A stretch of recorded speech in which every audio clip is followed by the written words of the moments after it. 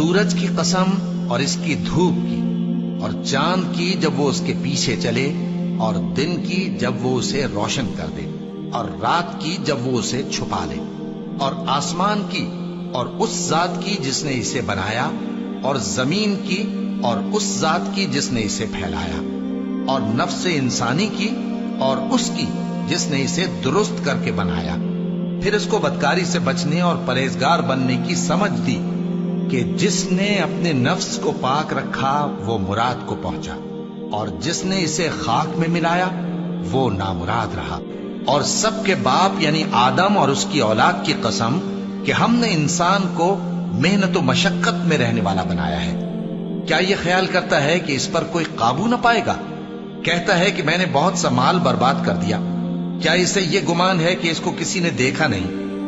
بھلا ہم نے اس کو 2 آنکھیں نہیں دیں، اور زبان اور 2 ہونٹ نہیں دیے؟ یہ چیزیں بھی دیں اور اس کو خیر و شر کے دونوں رستے بھی دکھا دیے، مگر یہ گھاٹی پر سے ہو کر نہ گزرا۔